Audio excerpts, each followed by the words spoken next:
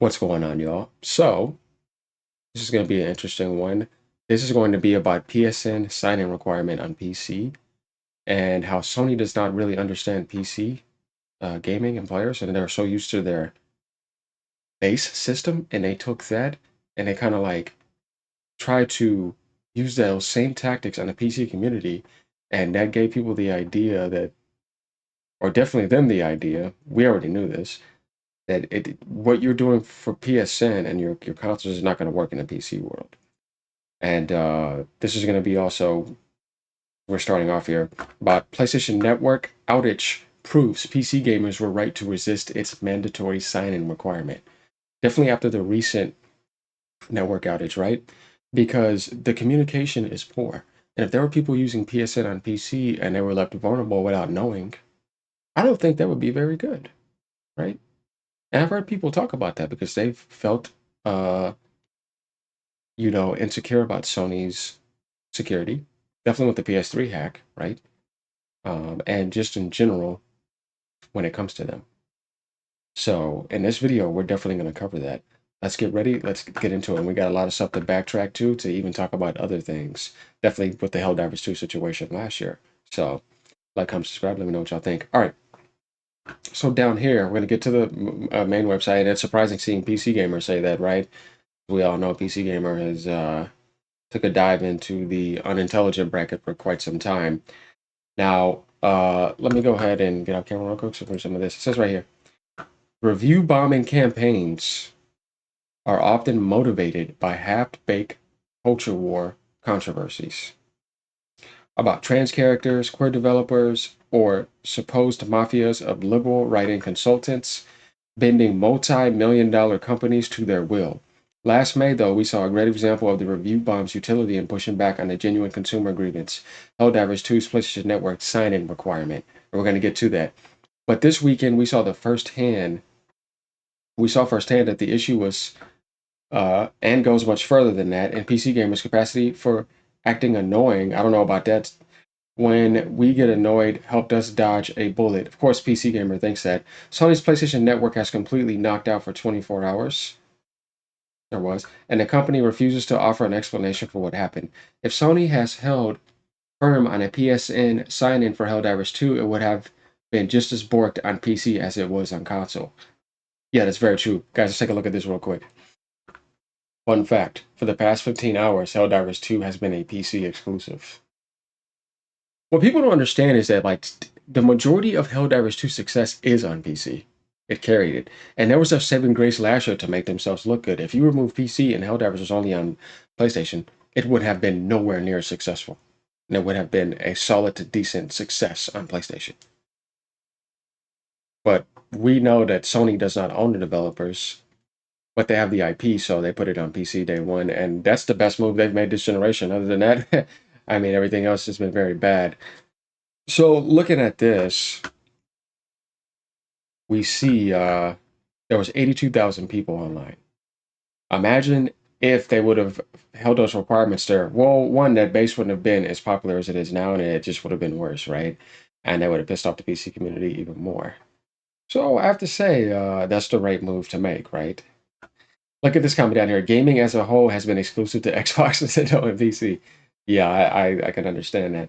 Imagine paying extra for PSN for this shit to happen when Steam is completely free and more reliable. Also, remember when Sony tried to enforce PSN requirements onto PC gamers and they said no, F that, and fanboys couldn't fathom why we didn't want it. Good times all around.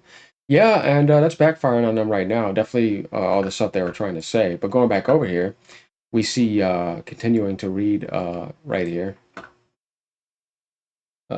Ditto for if Sony had retained its login requirement for single player games, which is not needed, you could effectively play God of War Ragnarok offline after creating or logging into a PSN account unless you opted for a handy mod.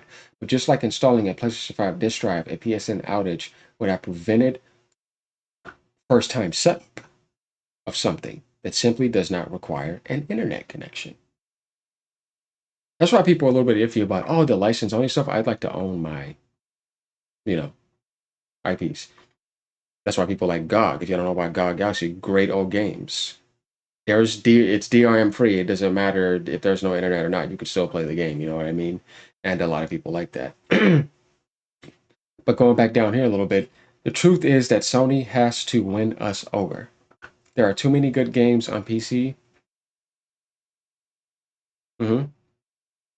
To acquiesce to being shackled to a service whose founding principle is charging players extra to go online with games, internet connections, and consoles they've already paid for one, right? One that 14 years ago suffered one of the greatest cybersecurity disasters of the 21st century so far.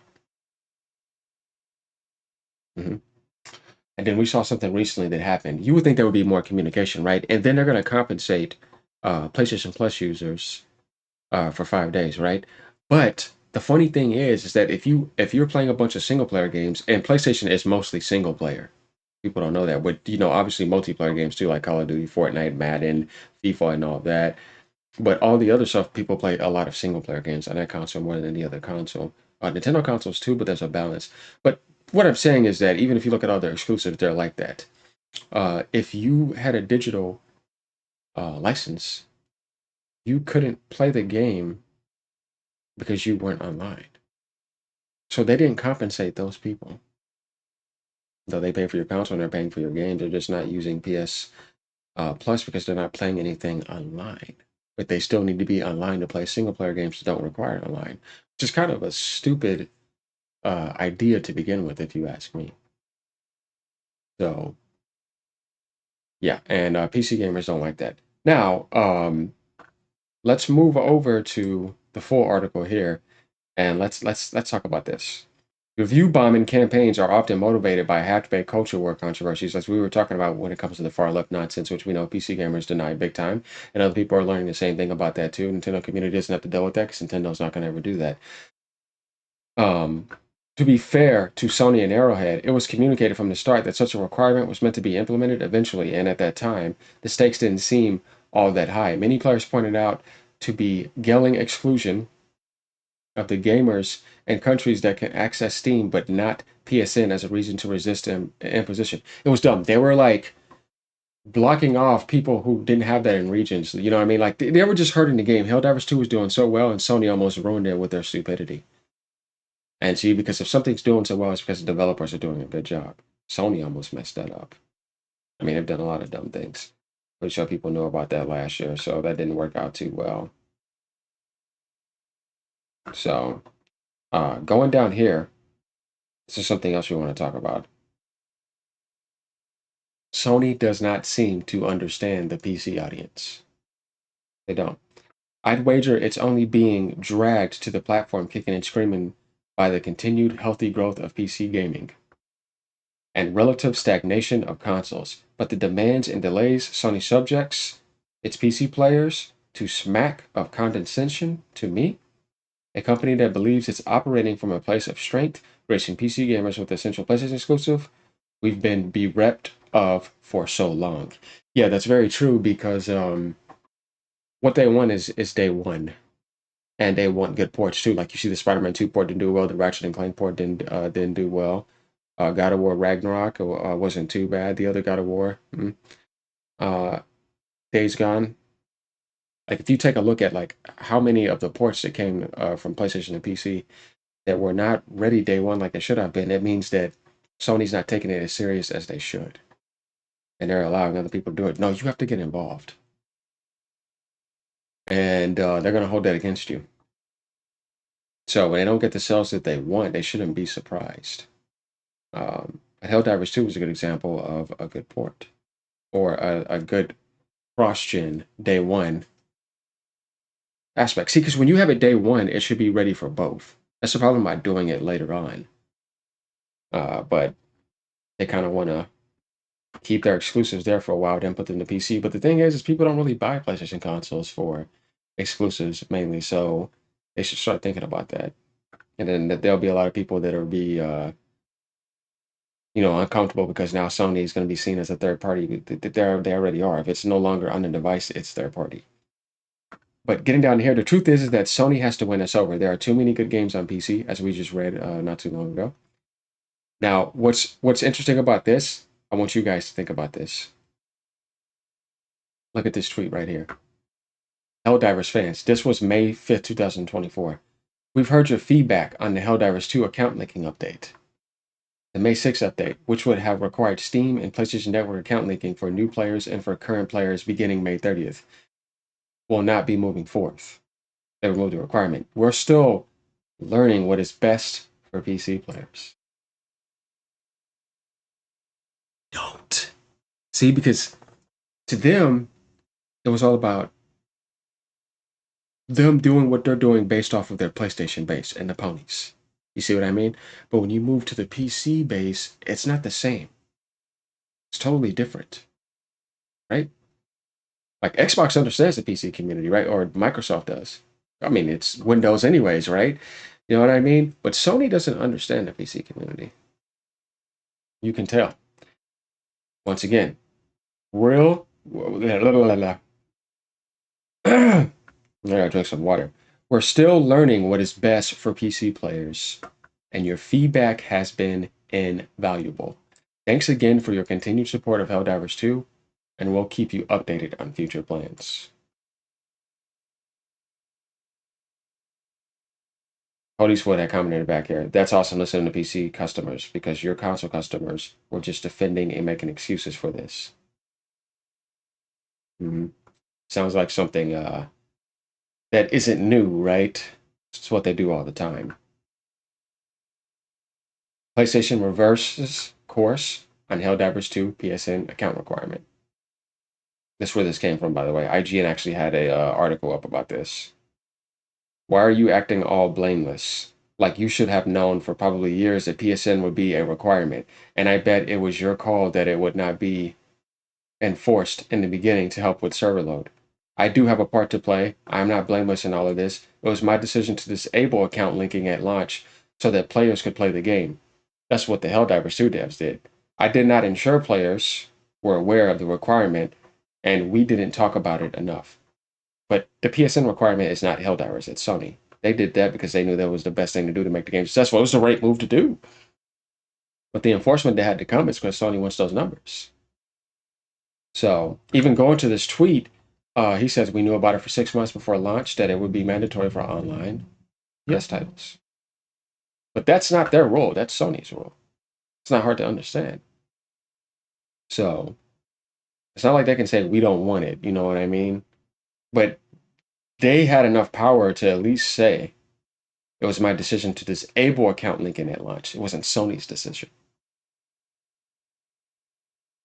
So now we kind of get an idea of Sony not understanding PC players, why they denied uh, mandatory sign-in requirement, and why it was wise for Sony, if you were to understand the PC community, to follow suit with that. And then make it attractive to want to use it for certain reasons. But after the recent stuff and your lack of communication, it's going to make them not care about that vanity nonsense. They just want to experience the game if they want to get to it, right? So yeah, they have some work to do. It's not something you just hit a button with and then all of a sudden you have the trust of the entire community. And then everything's okay. Let's just buy a ton of PlayStation games. The new leadership is going to have to do a better job at communicating with the community. You can't be in that new leadership position that they just got in, because Nishino is now leading along with the other president and Toki, and not say anything after that outage and just say, "Oh, it was just an operation issue." That's kind of fishy, and that's just not good.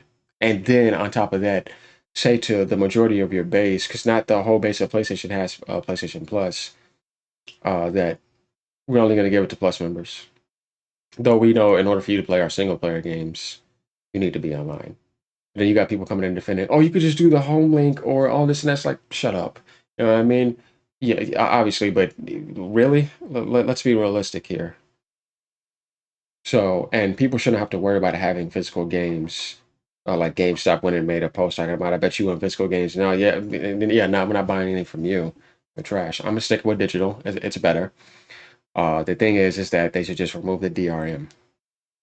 Because all that space that gets taken up, um, having to open the disc every time and all that, it's just petty. and then happen to go back and forth and go to the place to get it. Like digital is just way more efficient and energy clean, efficient to me, space efficient, all that, you know. And it's just better that way. And the PC community's been digital, you know what I mean? And we see that's the highest percentage, very high on PlayStation, like 75 plus. Same thing on Xbox.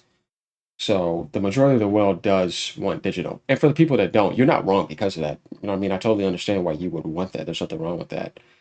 Uh, but first and foremost, it's about understanding why people don't want the PSN sign-in requirement. So they'll have to find a way to make it more attractive, I guess. We're going to see. But this is a win for PC gamers. And they were right. And the ponies were wrong, like always, over defending Sony for nonsense and didn't understand why. And then here comes this situation. So what do you have to say about that? Sit down. Oh, you damn ponies. Not for the gamers that enjoy PlayStation, but for the dumb base over there. That's why Sony acts the way they act elsewhere. And then you realize, oh, we don't understand PC gamers. Yeah, they're not ponies. You know what I mean? So of course not. Learn. Right, y'all. This is what I wanted to cover. As you see, we got across everything, and we've seen why as a good example. And by them also making that decision, their best live service game actually got benefited for those 24 hours damn near that it was down. And this is, we said 15. Obviously, it was down for almost 24. So we got to see that. All right, y'all. Let me know what y'all think. Like, comment, subscribe. Peace out.